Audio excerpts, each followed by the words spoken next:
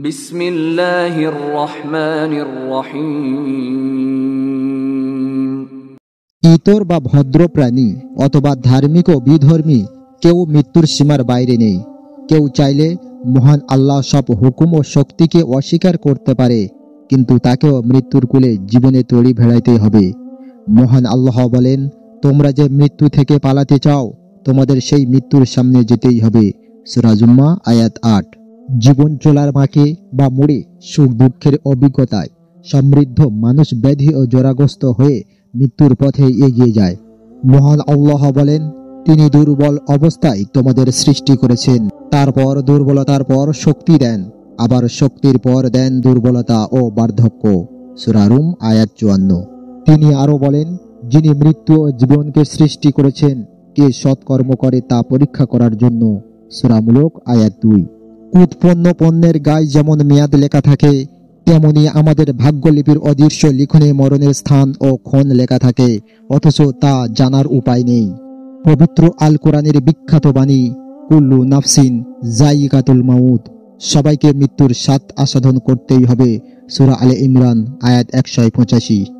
মরণের জন্য স্থান, কাল, ব্যস্ততা, বাস্তবতা, বয়সের পরিসংখ্যান বা গড় আয়ু তথ্য সবই মিথ্যা ও অনিত্য।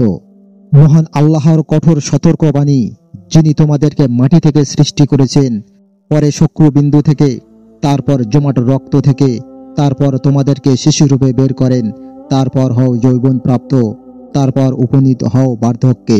তোমাদের কারো বা আগেই মৃত্যু হয়ে যায়, আর এই জন্য যে তোমরা যাতে নির্দিষ্টকাল প্রাপ্ত হও, যাতে তোমরা অনুধাবন করতে পারো, তিনি জীবন দান করেন ও মৃত্যু ঘটান।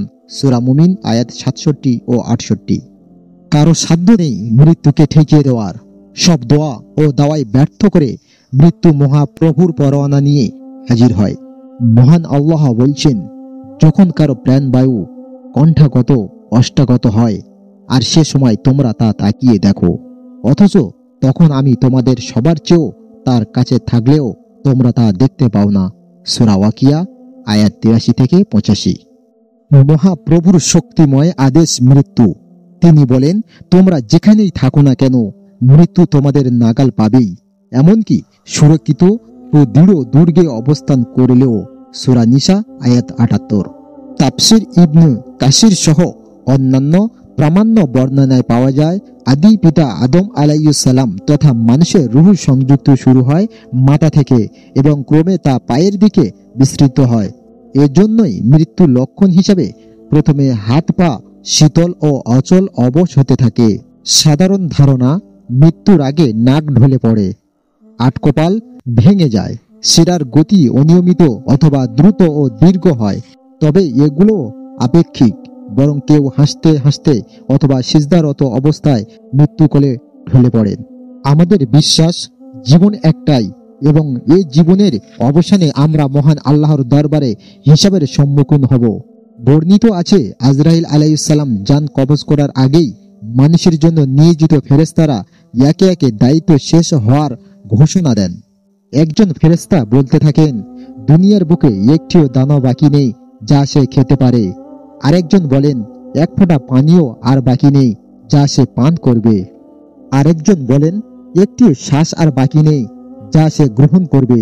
আরেকজন বলেন, দুনিয়ার বুকে এমন একটি জায়গাও নেই যাতে সে সামান্য সময় অবস্থান করবে।